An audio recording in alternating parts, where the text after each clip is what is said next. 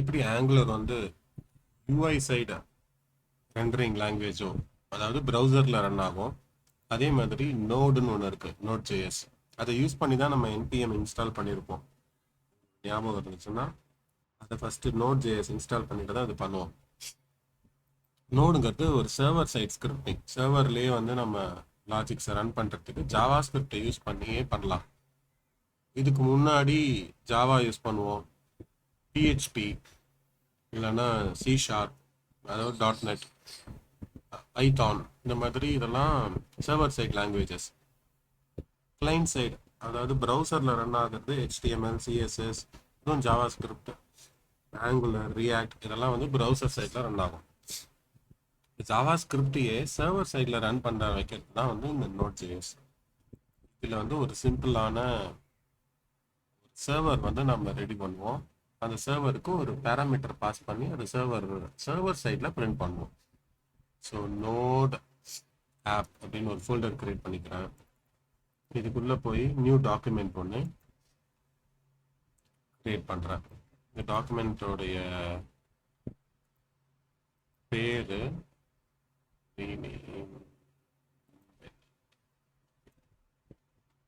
hello.js அப்படின்னு ஒன்று வச்சுருவோம். இது ஜாவா ஸ்கிரிப்ட். இதை நான் சப்ளைமில் ஓப்பன் பண்ணிக்கிறேன். சப்ளைம்ங்கிறது நான் யூஸ் பண்ணுற எடிட்டர். இது பிளைனாக இருக்குது. இப்போ ஆஸ் யூஷுவல் டாக்குமெண்டேஷன் போயிடுவோம். டாக்குமெண்டேஷன் வந்தோன்னா நான் 18 டாக்குமெண்டேஷனில் இருக்கேன். ஏன்னா அது லாங் டேர்ம் சப்போர்ட்னால. இதில் இவ்வளோ மாடியூல்ஸ் இருக்குது நிறையா. இங்கே இருக்கும் நெட், ஓஎஸ், பாத், அந்த மாதிரி. இப்போ நம்ம என்ன பண்ணோம், HTTP அப்படின்னு ஒரு மாடியூல் சர்ச் பண்ணலாம். HTTP. ஸோ இந்த மாடியூலில் பல கிளாஸஸ் அண்ட் அதோடைய மெத்தட்ஸ்லாம் எப்படி என்ன இருக்குன்னு டாக்குமெண்டேஷன் சின்ன சின்ன எக்ஸாம்பிளோடு இருக்கும். நம்ம வந்து ஒரு சர்வர் கிரியேட் பண்ணணும். ஸோ கிரியேட் சர்வர் அப்படின்னு தேடணும்னா http.create server. இதுக்கு இவ்வளவு ஆர்குமெண்ட்ஸ்லாம் இருக்குது. ஒரு சாம்பிள் கொடுத்துருக்காங்க. ஸோ இது யூஸ் பண்ணணும் அப்படின்னா ஒரு ஃபஸ்ட்டு அந்த மாடியூலை இம்போர்ட் பண்ணிக்கணும். இம்போர்ட் பண்ணிக்கிறேன். ஆக்சுவலாக இந்த நோடு கோலன்னு கொடுக்காம கூட ஒர்க் ஆகும். அடுத்தது ஒரு சர்வர் கிரியேட் பண்ணுறதுக்கு இதுதான் const server equal to http.create server. இதுதான் அந்த மெத்தட் நம்ம கால் பண்ண போகிறோம், கிரியேட் சர்வர். இதுக்கு பேராமீட்டர் ரெக்வெஸ்ட் ரெஸ்பாண்ட் வச்சு இந்த ஃபங்க்ஷன் தான் பேராமீட்டர். இந்த லிசனர்னு இருக்கு இல்லையா, செகண்ட் பார்ட், இதுதான் வந்து பேராமீட்டர். அது என்னன்னா ஃபங்க்ஷன் டாக்குமெண்டேஷனில் கொடுத்துருக்காங்க. இது ரிட்டர்ன் வந்து ஒரு சர்வர் கொடுக்கும். இந்த கோடை காப்பி பண்ணிக்கிறேன் அப்படியே. உங்களுக்கு கோட்ஸ் எல்லாமே டாக்குமெண்டேஷன் நெட்டில் நிறையா இருக்கும். அது புரிஞ்சுக்கிறது மட்டும்தான் விஷயம். அங்கே அந்த மாடியூல்ல இருந்து நம்ம கிரியேட் சர்வரை கால் பண்ணுறோம். அதுக்கு வந்து ரெக்வெஸ்ட் ரெஸ்பான்ஸ் வந்ததுன்னா இன்புட்டாக வரும். அதை வச்சு இந்த ஃபங்க்ஷன் ட்ரிகர் ஆகும். இந்த ஃபங்க்ஷனில் என்ன பண்ணுறோம், ரெஸ்பான்ஸில் நம்ம 200 ஸ்டேட்டஸ் வந்து ஓகே அப்படின்னு ரிட்டர்ன் பண்ணுறோம். கண்டென்ட் டைப் வந்து application/json. அண்ட் இதை வந்து ரிட்டர்ன் பண்ணுறோம், ஒரு ஹெரோ வேர்ல்டு அப்படின்னு ரிட்டர்ன் பண்ணி விடுறோம். இவ்வளோதான். இந்த சர்வர் வந்து 8000 போர்ட்டில் லிசன் பண்ணணும்னு சொல்கிறோம். இது நம்ம கொடுக்குற போர்ட் தான், என்ன வேணாலும் கொடுத்துக்கலாம். அந்த ரேஞ்சுக்குள்ளே, கம்ப்யூட்டருக்குள்ளே இருக்கிற போர்ட்டுடைய ரேஞ்சுக்குள்ளே, ப்ளஸ் டிஃபால்ட் போர்ட் வந்து யூஸ் பண்ணக்கூடாது. இப்போது இந்த இதில் போய் என்ன பண்ணுவேன், நோட் ஸ்பேஸ் hello.js அப்படின்னு கொடுத்தா எனக்கு வந்து சர்வர் ஸ்டார்டட் அப்படின்னு வரணும்.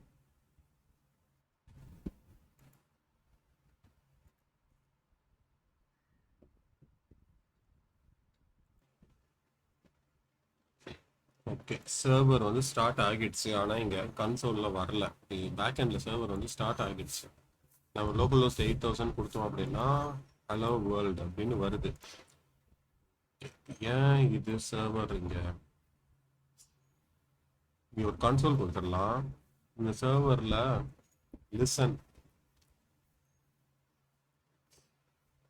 லிசனுடைய டாக்குமெண்டேஷனுக்கு போனோம்னா லிசன் ஸ்டார்ட் ஆனதுக்கு அப்புறம்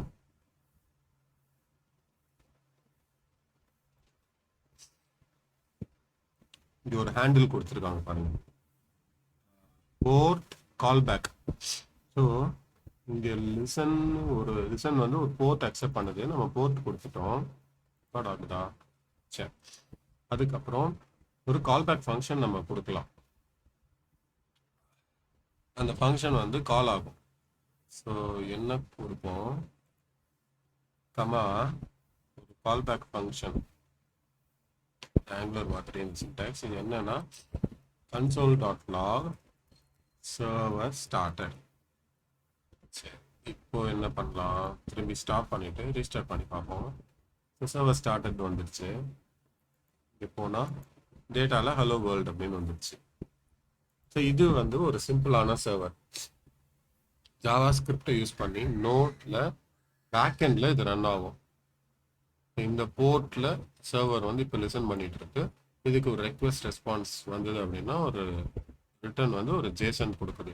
ஜேசனில் டேட்டாக்குள்ள இந்த ஹலோ வேர்ல்டு அப்படிங்கிற ஸ்ட்ரிங் இருக்கு.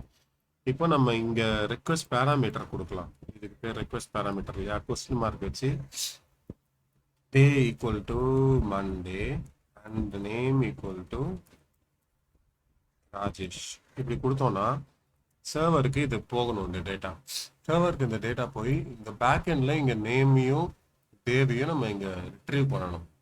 அதுக்கான கோட் பண்ணலாம். அதுக்கு நோடில் query string அப்படின்னு ஒரு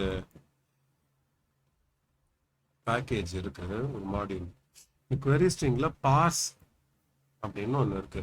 ஃபர்ஸ்ட் இதுக்கு இந்த query string-ஐ நம்ம இம்போர்ட் பண்ணிக்கலாம். const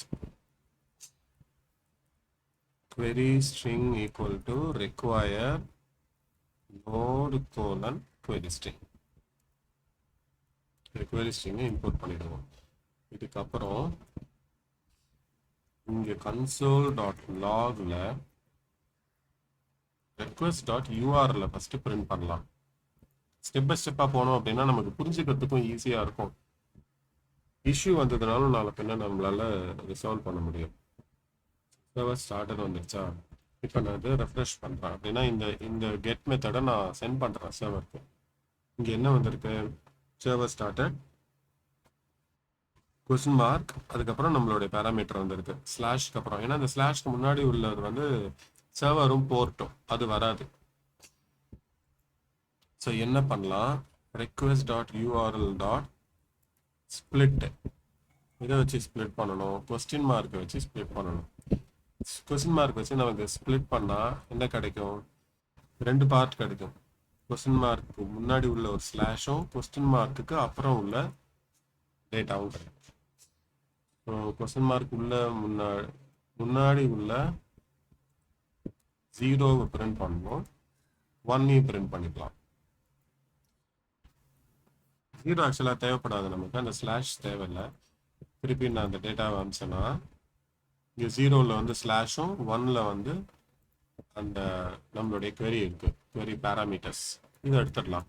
இப்போ 1 மட்டும் போதும், 1 மட்டும் started. ஓகே, இப்போ 1 மட்டும் வந்துடுச்சு. இப்போ இதை வந்து நம்ம இந்த query string.parse-க்கு அனுப்பிடுவோம். query string.parse வந்து ஒரு ஸ்ட்ரிங் எதிர்பார்த்தது, அந்த ஸ்ட்ரிங் தான் நம்ம கொடுக்குறோம்.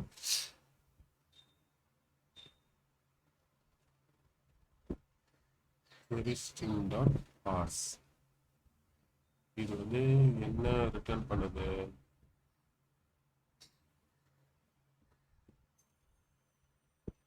constant query string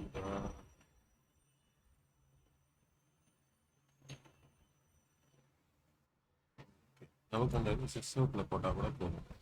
இங்கே டாட் இது வந்து நம்ம ஒரு request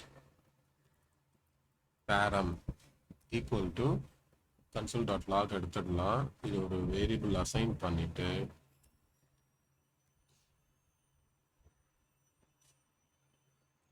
query string value equal to query நம்மளுடைய வேரியபிள் நேம் இருக்குல்ல, query string.parse, அதுக்கு ரெக்வெஸ்ட் பேராமா சென்ட் பண்ணுவோம். இப்போ console.logல query string value இது அப்படியே நம்ம அவுட்புட்டுக்கு அனுப்பிடுவோம். ஸோ டேட்டா டே நேம் ரெண்டு வந்திருக்கு. இதை என்ன பண்ணலாம், இங்கே இந்த ரெஸ்பான்ஸ் ஆப்ஜெக்ட்டுக்கு ரெண்டு மெத்தட் இருக்கு. எகைன் டாக்குமெண்டேஷன் போனீங்கன்னா அதில் தெளிவாக இருக்கும். ரெஸ்பான்ஸ் டாட் ரைட் ஹெட்னு இருக்கு.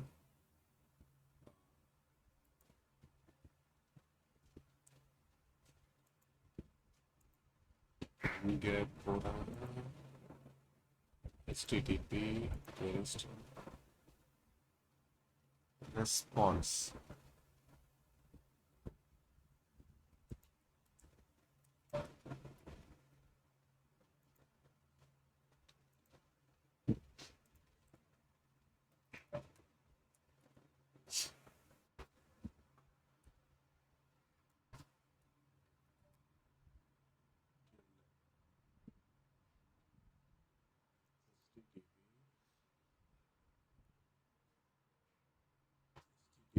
server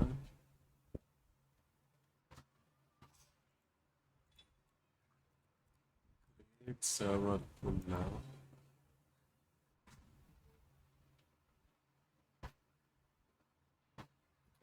response request response dot write head ங்கிறது இது இருக்கு. ரெஸ்பான்ஸ் டாட் ரைட் ஹெட், அதே மாதிரி response dot end out going message dot end. So end கொடுத்தோன்னா நமக்கு அந்த டேட்டாவை ரிட்டர்ன் சென்ட் பண்ணுறோன்னு இருக்கும்.